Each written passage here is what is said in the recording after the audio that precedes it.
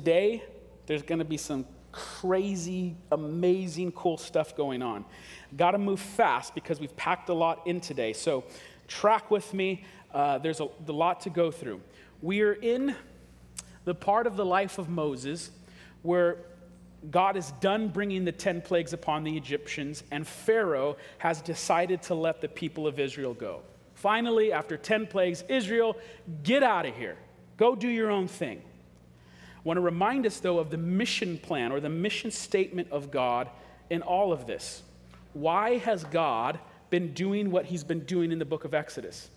Exodus 12:11 says this: it's because God is executing judgment on the gods of Egypt. And we've talked about the last 2 weeks how each plague loosely corresponds to a deity in Egypt. And we've talked about this, and this is incredibly important as we move forward. Pharaoh, in Egyptian thought, is the divine image of God. He is the son of Amnu-Ra. The Egyptians thought that as Pharaoh ruled and Pharaoh and his priest performed the religious rites, rituals, and ceremonies, that order would be maintained in Egypt and the cosmos. This is a foreign idea to modern people, but let me say it again. As Pharaoh does his job and the priests do their jobs through the worship of the gods, the ceremonies, the rites, and the rituals, as they do those things, ma'at, Egyptian word for order, is maintained.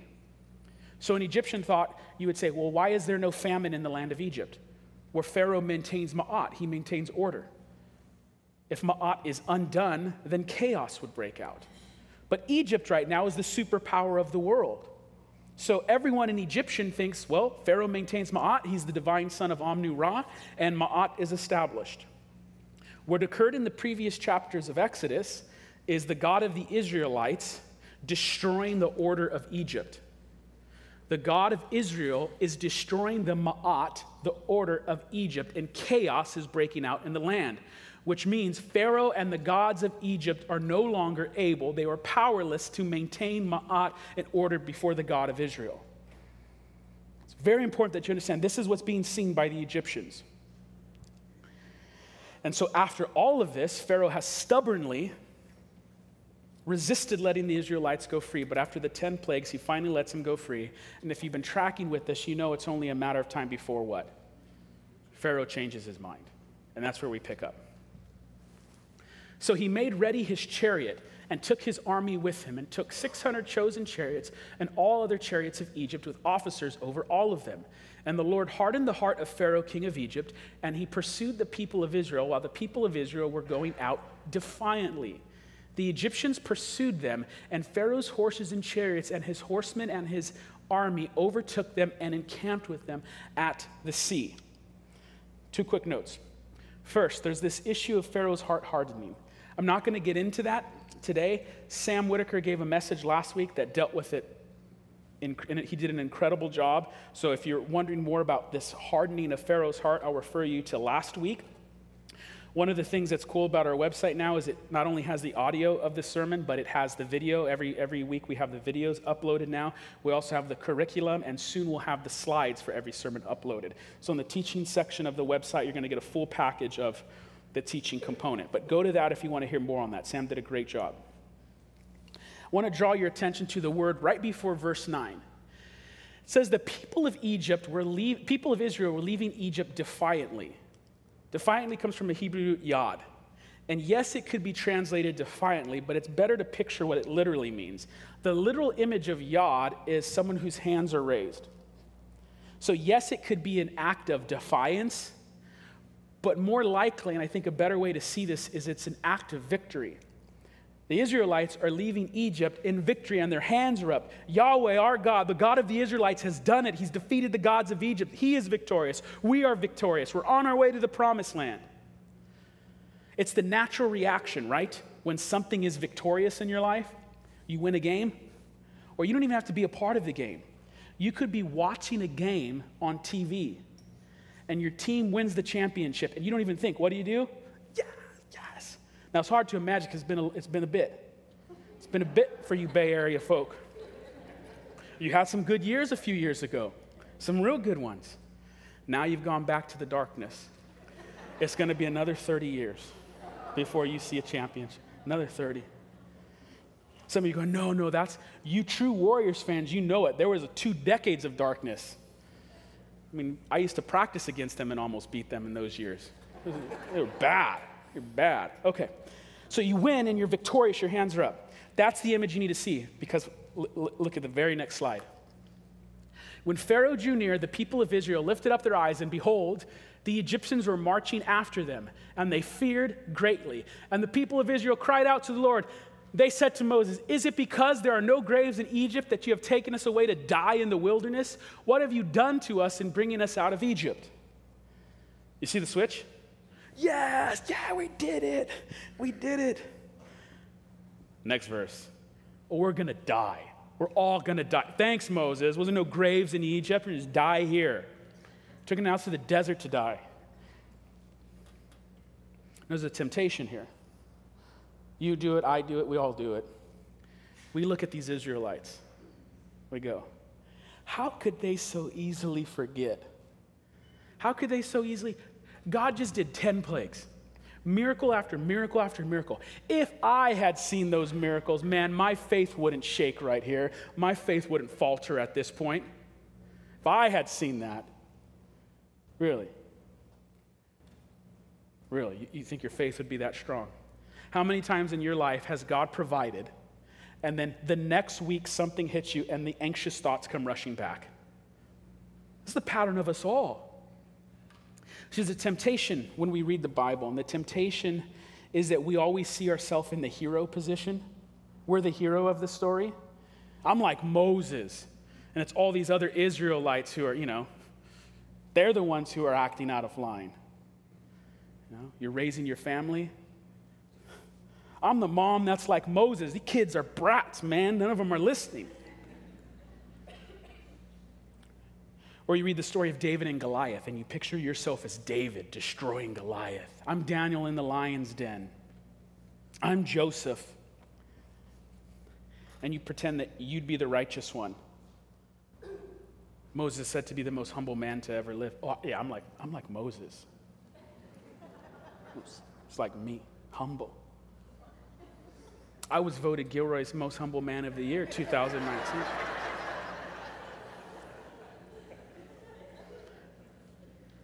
See, when the New Testament authors read the Old Testament, they don't teach you to read the biblical stories like that. They don't say, you are like David, slaying your giants. What they do is they say, David is a lesser version of Jesus. Jesus is the greater David. Oh, Daniel in the lion's den, that's like Jesus. Jesus is the greater Daniel. Oh, Joseph, Jesus is the greater Joseph. The New Testament authors look at the heroes of the Old Testament and never say, that's you.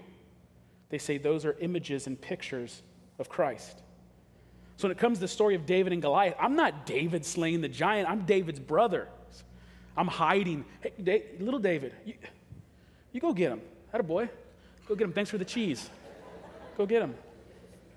And in this story, I'm the Israelites. God has been faithful again and again and again, and now I'm stressing about the next problem.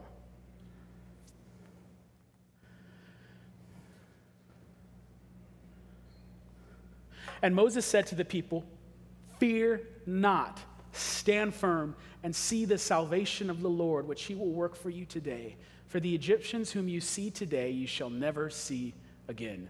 The Lord will fight for you. You only have to be silent. This is one of the most powerful verses in Scripture. Take this in one more time. Moses said to the people, fear not. Stand firm. See the salvation of the Lord, which he will work for you today. For the Egyptians whom you see today, you shall never see again. The Lord will fight for you. You only have to be silent. Now, make no mistake about it. This standing firm and silent act is not an act of passivity. It's not, I'm going to go hide in the corner and not do anything and let God do it.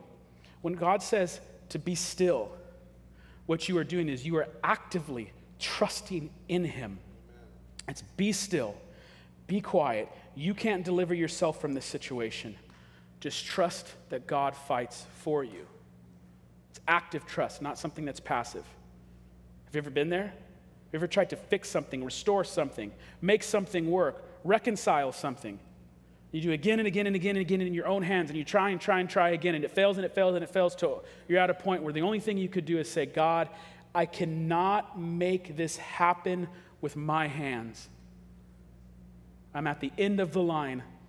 All I could do is stand firm and ask you, God, to fight on my behalf. And in silence, you wait upon the Lord. Now, there's something you have to understand here. The Israelites are between two things: the Egyptian army and water. It's important to understand, though, that they are not just between the Egyptian army and the water, because the Egyptian army is not just the Egyptian army and the water is not just the water. Those two things function symbolically. I mean, they're literal. There's a literal army and literal water, but they're more than that. The Egyptian army represents institutionalized evil in the form of empire.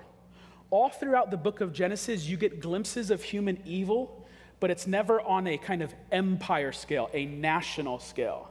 Cain kills Abel. There's sin all throughout the book of Genesis. You almost get sort of institutionalized kind of empire occurring in the Tower of Babel story, but God scatters it. But this is the first time in the scriptures where you have the giant superpower of the world institutionalize evil in the form of empire coming after the people of God. That's what's behind Israel. In front of them is water. But it's not just water, because in the Bible, water is rarely just water, especially when it's the sea.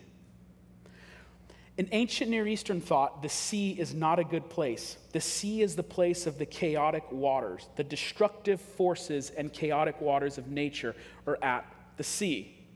Where does the beast and the Antichrist come from in the Bible? The sea. What does God do in the flood? He seas the world up. He puts ocean over the whole thing. The ancient people thought that there were sea monsters in the sea, called Tananim, sometimes called Leviathan. It's a place to fear. They're not modern people. Modern people look at the ocean, go, look how beautiful it looks. It would be so nice to be on a sailboat as the sun sets. Most ancient people don't know how to swim. They don't have GPS. They don't have a radio to call in for help when they get off course. Like, you go in the ocean, man. You go on that boat. I ain't getting out there.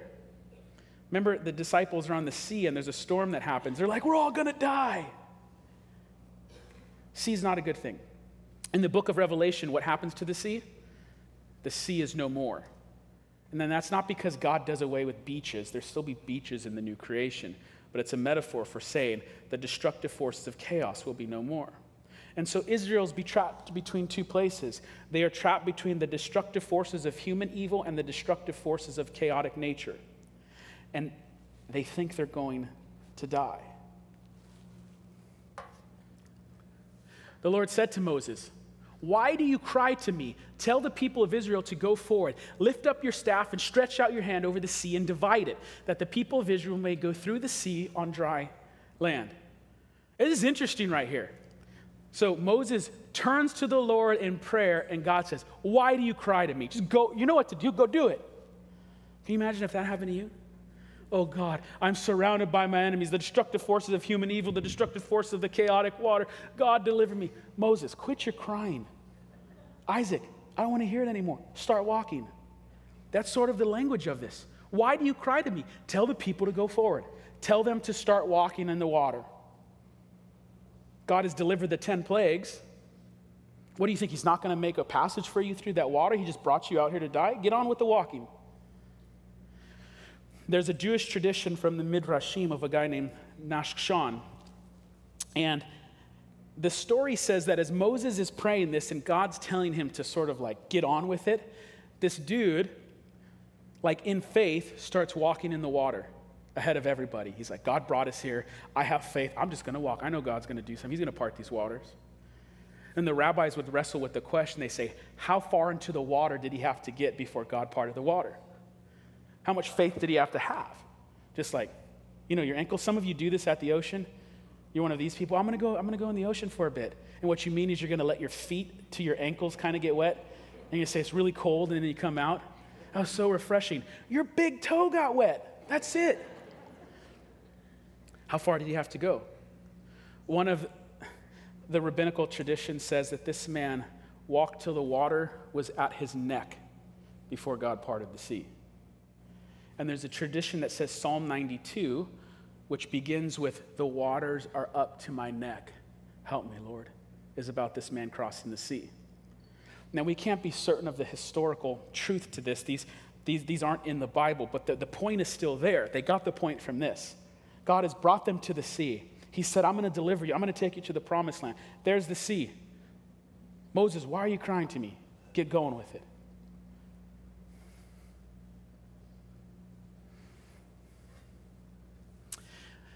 Then the angel of God, who was going before the host of Israel, moved and went behind them.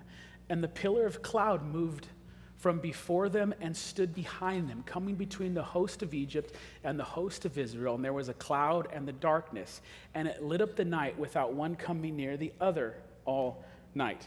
A lot going on here, but I want you to just kind of focus on one thing. God is personally present with his people in this pillar of smoke and fire, this cloud. As he's personally present with his people, to his people, it's a light, it's a comfort, it's a protection. To his enemy, the Egyptians, it's a veil, it's a darkness. Then the text says that Moses stretched out his hand over the sea, and the Lord drove the sea back by a strong east wind all night and made the sea dry land. And the waters were divided, and the people of Israel went into the midst of the sea on dry ground, the waters being a wall to them on their right and on their left. Water split. You can pretend you guys are water and you guys are water, and there's like a path of dry land between us. When you're reading this, you may be going, now the Israelites know that their God has provided a way for them, and they're probably singing and dancing, going through that kind of pathway, celebrating. No, you got to understand how terrifying this is. We don't know how long that dry path is, but it's probably a long way. And the waters, the chaotic waters that they fear, are being raised up as walls, and they're supposed to go through it. Ancient people didn't know how to swim. What happens if those walls come down? What about the parents who don't know how to swim, who have toddlers? What about the mom who's about to give birth any second? What about the parents who have an infant in their hand?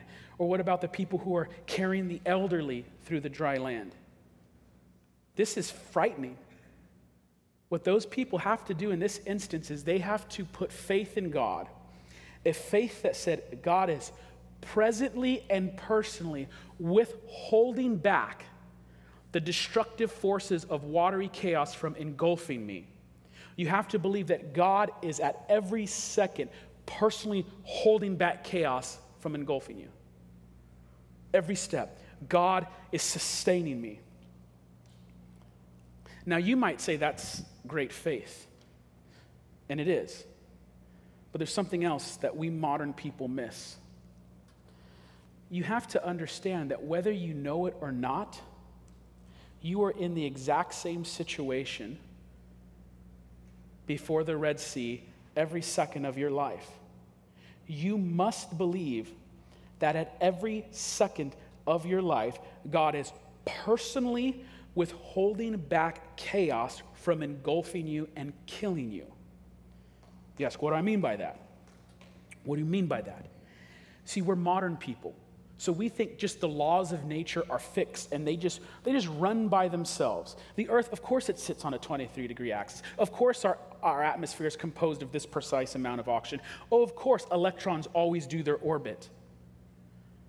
Modern people like to think that those laws of nature are not contingent upon anything. There's no grounds underneath them. It's like the biblical authors, and by the way, most people in most places at most times, even if they were introduced to the scientific discovery of a law of nature, they would go, what holds that law together? What is it contingent upon? Your body is composed of hundreds of millions of trillions of cells that all are super highly complex machines doing exactly what they're supposed to, holding together.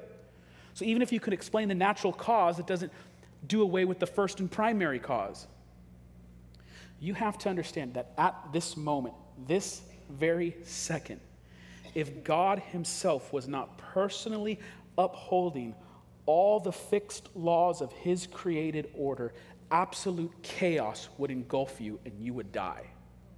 Every second of your life is being personally supported by the hand of God. Every second, every movement, every breath is an act of mercy. God holds back the chaos and gives order. Now, there's something else going on here. And this is harder for us to see. And it's partly because we don't take in the Bible in the way ancient cultures did. Ancient cultures would hear these stories told again and again and again and out loud, and you would picture them. And so you would always be imaging them in your head. So, the first person to hear the story of the Exodus isn't going, I wonder if that verb is a third person, da-da-da-da-da-da-da-da-da. Now, I'm not knocking that. I went to school to do Greek and Hebrew and all that stuff. There's an important point for that. But when you hear these stories, they are meant to be pictured and to be told like around the campfire. And so when you do that, things begin to open up when you read these stories. Things we'll call design templates or design patterns. We've talked about this before, but if you're new to the church, let me explain what I mean by a design pattern. A design pattern is something that appears in the scripture and say 3 things happen, 1, 2, 3. And when those 3 things happen, this always happens. Design patterns appear throughout the Bible. 1, 2, 3 happens, and that always happens. 1, 2, 3 happens, and that always happens. The best example of this that we've used in the past is the story of Eve and the serpent. The serpent tempts Eve and says, you should eat that fruit. The fruit is forbidden. It's bad. Eve is told by God, don't eat that fruit. How is the story told? Eve sees the fruit. In Hebrew, see ra'az. She sees with her eyes, and even though that fruit is forbidden and bad, she declares that fruit to be good. In Hebrew, tov. And then she takes the fruit, lakaz it. And so when you read the Bible again and again and again and again, you'll see there's a pattern. Oftentimes, someone sees something that's forbidden or sinful, and they declare it to be good, and they take it. And when you see those 3 things happen, you know what's about to happen next is all bad. So King David is out on the roof one night, and he sees a woman, Bathsheba, bathing. She's a married woman, forbidden, bad, not good, forbidden by God. What does the text say? David sees Ra'az, Bathsheba, and even though she's forbidden, he says she is beautiful in your English translation, but the word in Hebrew is tov. Bathsheba is forbidden. David sees her and declares her to be tov. And then what happens? He doesn't woo her and try to, impress her, invite her over to the palace. What does he do? He takes her, lakaz her. David sees Bathsheba, sees which is forbidden, declares it to be good in his own eyes, and takes it, lakah. And from that, is this going to be a good family, a good, healthy family? Or are going to be a whack, dysfunctional family? Bad family. Bad family. I'd like to introduce you to another design template. In the Exodus story, which will become for the entirety of the Bible the quintessential image of salvation, God delivering his people through the sea from the enemies and bringing them on dry land. It becomes the quintessential image of salvation. You have chaotic waters being suspended, and then you're going to have them engulf the Egyptian army. Where is the first place you see chaotic waters in the Bible? Verse 1, the very beginning. In the beginning, God created the heavens and the earth. The earth was Hebrew tohu vavohu, without form and void. It's wild and reckless, uninhabitable. And darkness was over the face of the deep, and the Spirit of God was hovering over the face of the waters. So verse 1 of the Bible gives you an image. It's an image.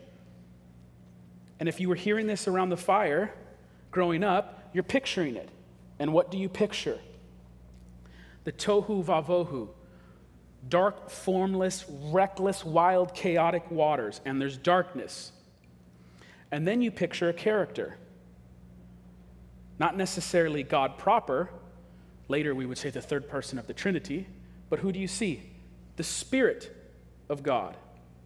Hebrew for spirit is ruach. Ruach can be translated spirit, wind, or breath. This is the Spirit of God, but the image is like breath and wind. But it's the Spirit. It's the personal presence of God. And what is the Spirit doing? Hovering or fluttering. The rabbis would say this is an image of a bird. The Spirit of God is hovering over the chaotic waters like a peaceful dove. That's the image. What happens next? God brings order to the chaos. He says, let there be light. He divides light from darkness. Then on day 2, he separates the waters. He divides and splits the waters. On day 3, out of the water, something emerges. God said, let the waters under the heavens be gathered together into one place, and let the dry land appear. And it was so. God called the dry land earth, and the waters that were gathered together he called seas. And God saw that it was good. So let me review. Chaotic waters, Spirit of God hovering like a bird. God brings order by separating night from day, light and darkness, separating the seas, and then something emerges out of the water. Not just earth or a mountain, a specific term is used. Dry land, Yabba Sha, it's a technical term. There's many occurrences of it in the Bible, but not tons. Yabba Sha comes up through the chaotic waters.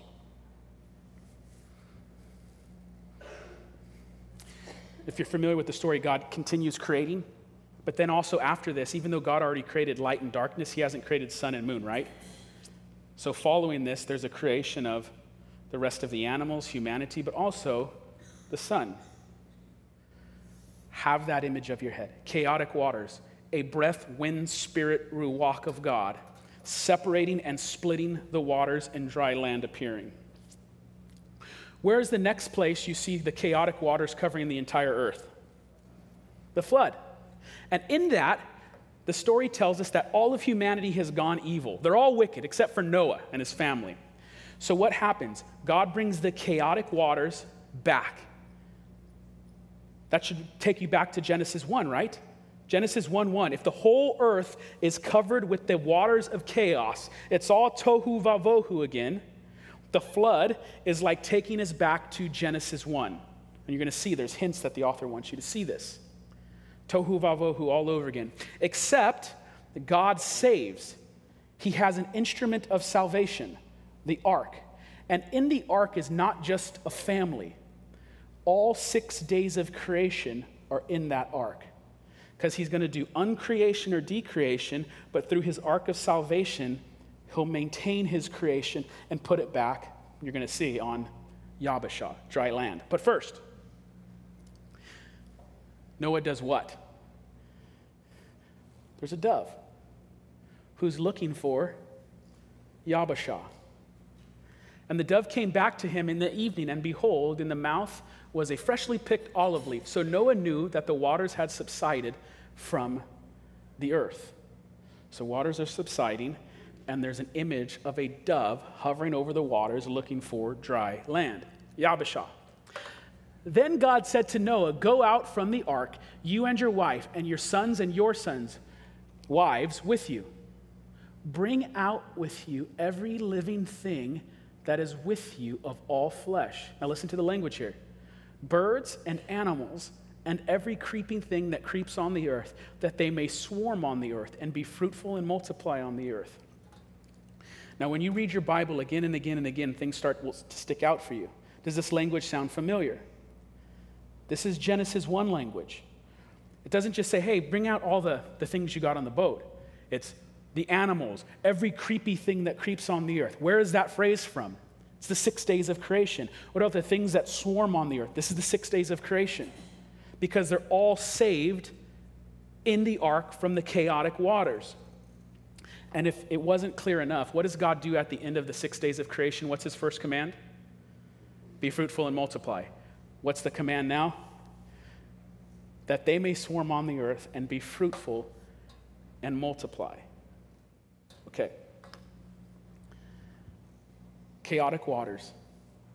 God's Spirit is there, hovering, fluttering, often pictured as a bird. God brings order into the chaos. He separates the waters from the waters, and Yabba Sha comes up, and God's people walk on them after they've been saved.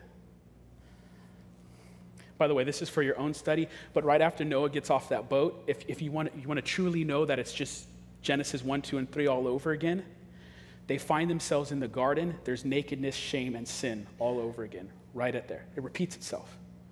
So you see there's a design pattern. The waters are judgment and chaos, and God brings order to them. He separates the water and has dry land appear. How does Exodus begin? An evil man named Pharaoh says to throw all the Israelite male babies into the Nile to die. If you throw out all the male babies, what happens? No reproduction. No being fruitful and multiplying.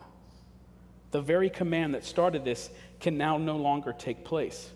Pharaoh is not just, the biblical authors don't want you just to see Pharaoh is doing some mean things.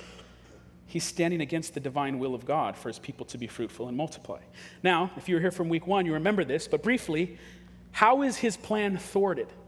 Because the babies are put into the water, but one baby is saved in a basket by Moses' mother.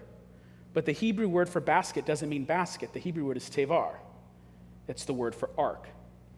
Baby Moses is placed in an ark while the chaotic waters of the Nile surround him. And the ark, the tevar, brings salvation for Moses and thus the people of God. Now, in each of the stories, the ruach of God is there. Did you see how the waters were dried up in the Noah story? Did you catch that? It wasn't the sun came out and it was really hot and the water dried up.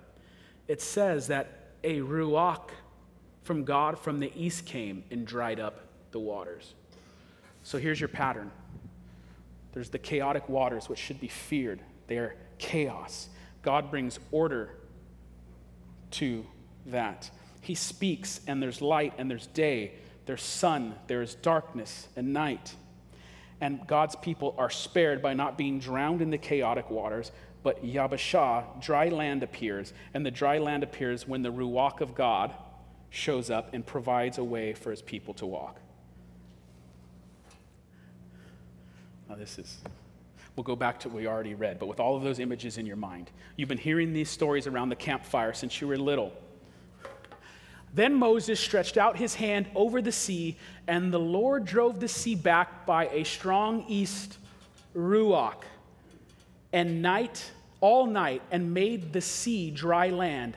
And the waters were divided again, or split, and the people of Israel went into the midst of the sea on Yabba Sha, dry ground, and the waters being a wall to them on their right and their left. Now, if you recognize this pattern, you know something is coming. God's people are being spared from the chaotic waters, but what do the chaotic waters engulf and envelop? The wicked people who rebel against God. This is what the flood story is. Now, all the elements are there except maybe one. In the other stories and in Genesis, when God brings order, he always then brings the morning sun. Do you remember what time of day this is all taking place in? It's nighttime. The Egyptians pursued and went in after them into the midst of the sea. all Pharaoh's horses, his chariots, and his horsemen. And in the morning watch, the Lord in the pillar of fire and cloud looked down on the Egyptian forces and threw the Egyptian forces into panic, clogging their chariot wheels so that they drove heavily. And the Egyptians said, "Let us flee from before Israel, for the Lord fights for them against the Egyptians." Then the Lord said to Moses, "Stretch out your hand over the sea, that the waters may come back upon the Egyptians, upon their chariots, and upon their horsemen." So Moses stretched out his hand over the sea, and the sea returned to its normal course when the morning appeared. And as the Egyptians fled into it, the Lord threw the Egyptians into the midst of the sea. The design pattern is this. Evil men rise up against God's people. God's people are put in the sea. God divides the waters. He brings order. He brings Yabba Sha for his people to walk across. And then, when you least expect it, the forces of judgment come in and engulf the enemy of God's people. Now, the reason why this is so good is, picture it as a movie now. Maybe one day they'll make this into a movie and do it right. It's been like 80 years since a good one was out. You're picturing God's people march on dry land with their backs turned to the slain gods of Egypt, with their enemies pursuing them. It's dark. It's nighttime. Picture the soundtrack. Like there's a... They're walking. And as the sun begins to rise, at their back to the dead and slain gods of Egypt, the waters engulf the Egyptian army, and God's people are brought to safety. And come on. That's good. That is so good. The Bible is so, so good. Like, you got to read this stuff again and again and again and again, and then you'll see it. You go, the Bible's so, so good. It's so good. Then they celebrate. The worship team's going to come up, and we're going to pass out communion. But you know how I said they're not walking through the dry land with the waters on the side celebrating like God's delivered us. They're terrified. But when they get to the other side, then they celebrate. And Moses sings a song. This is called the Song of Moses. "I will sing to the Lord, for he has triumphed gloriously. The horse and his rider he has thrown into the sea. The Lord is my strength and my song, and he has become my salvation. This is my God, and I will praise him, my Father's God, and I will exalt him. Who is like you, O Lord, among the gods? Who is like you, majestic in holiness, awesome in glorious deed, doing wonders? You stretched out your right hand, the earth swallowed them. The Lord Yahweh is a warrior. The Lord Yahweh is his name. The Lord will reign forever and ever." The Lord is a warrior. The Lord is his name. He will reign forever and ever. Now, what does this story teach us as we prepare ourselves for communion? The parting of the Red Sea, the Exodus story, becomes the quintessential image of salvation in the New Testament. Judgment is going to come upon the wicked ones, but God's people are spared, and he puts their feet on dry land. This is the image that then functions for salvation all throughout the rest of the Bible and the New Testament. What? Who prepares the way for Jesus in the Gospels? John the Baptist. What is he doing? He's taking people down to the river to do what? To immerse them in water and have them come up out of the waters in new life. Oh, what happens at Jesus' baptism? You guys catch this before? So good. So good. So Jesus goes and gets baptized. The sky opens up. What comes down? Come on, there's 1,000 different types of bird. Why does it have to be a dove? Of course it has to be a dove. And what is the dove doing? Hovering over the waters. And who is the dove? It's not a bird. It's the Ruach, the Spirit of God, now saying, this is my true word. This is my Son in whom I am well pleased. When does the resurrection happen? 3 p.m., 5 p.m.? The women go to the tomb while it's still dark. And the sun rises as the sun rises.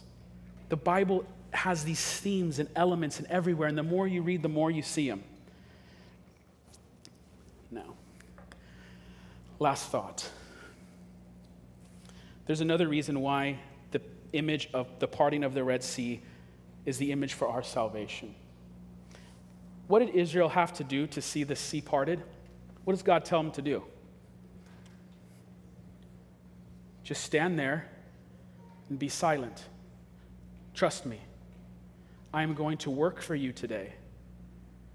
I am going to work for you today. Your enemy you will never see again. So that in this image of salvation, the enemies of Israel surround them, and God tells them to stand firm, be still, be silent, and trust in me. Israel did nothing. They watched God fight on their behalf. And after he fought for them, all they had to do was start walking on dry land. How are you saved? What is the image of your salvation today? What did you do? What work did you do? What did you contribute? When God gave you grace, why did he do it?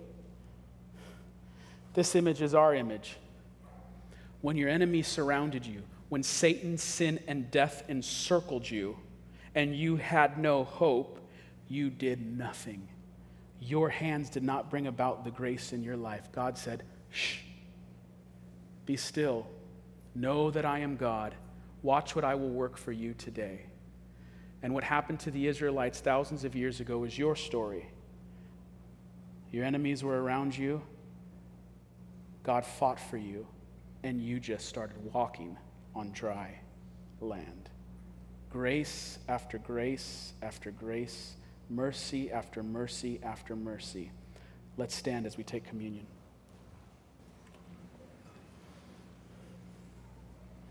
Jesus says, "This is my body broken for you. Do this in remembrance of me."